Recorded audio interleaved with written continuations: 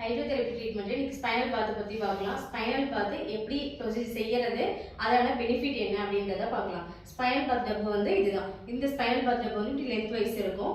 இதுல எப்படி உட்காரணும்னா இது 3/4 அளவுக்கு தண்ணியை ஃபில் பண்ணணும். இதுல தண்ணியை வந்து 3/4 ஃபில் பண்ணிட்டு அதுல ஸ்லாண்டிங்கா படுத்துக்கணும். கழுத்து மட்டும் மேல இங்கே வச்சுக்கணும், இந்த லெவலில் வைக்கணும். கால் அதே மாதிரி வெளியில தான் வைக்கணும். வெளியில வந்து உட்டன் இல்லை பிளாஸ்டிக் ஏதாவது ஸ்டூல் போட்டு தான் காலை வைக்கணும். கீழே அப்படியே வைக்கக்கூடாது. தண்ணியை ஃபில் பண்ணிட்டு படுத்துக்கிட்டு கம்ஃபர்டபுள் பொசிஷனாக படுத்துக்கணும். கையை இப்படி சைடில் வச்சுக்கணும்.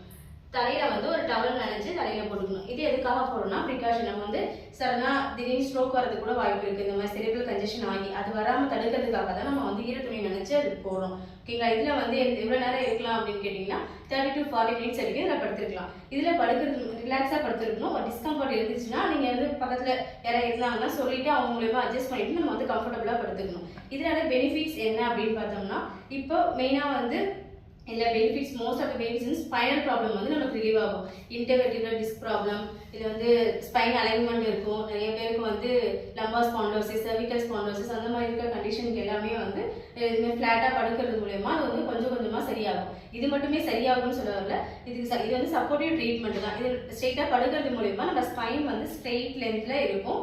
அதோட அலைன்மெண்ட் வந்து மாறாது. நம்ம ரெகுலராக படுக்கிறதுனால மிஸ் அலைன்மெண்ட் ஆனாலும் ஸ்ட்ரெயிட்டாக வர்றதுக்கான வாய்ப்புகள் அதிகம். பிளட் சர்க்குலேஷன் ஸ்பைனல் கார்டுக்கு கரெக்டாக ப்ராப்பராக போய்கிட்டு அதில் இருக்க ஏதாவது ஸ்வெல்லிங் இருந்தாலும் எல்லாமே வந்து எலிமினேஷன் ஆகிடும் இது படுக்கிறது மூலயமா. இப்போ இந்த ஸ்பைனல் பாத்தில் படுக்கிறதுக்கு இன்னொரு பெனிஃபிட் என்னன்னா, இன்சோம்னியா பேஷண்ட். இன்சோம்னியா தூக்கமின்மை இருக்கிறவங்க ஸ்பைனல் பாத்தில் ஒரு 30 to 40 minutes படுத்தாங்கன்னா நல்லாவே ஸ்லீப் வரும். ஸ்லீப் எப்படி வருதுன்னா, மைண்ட் வந்து நல்லா ரிலாக்ஸ் ஆகும். மைண்ட் ரிலாக்ஸ் ஆகி நமக்கு தெரியாம ஸ்லீப் வந்து இன்டியூஸ் ஆகும். Okay, thank you.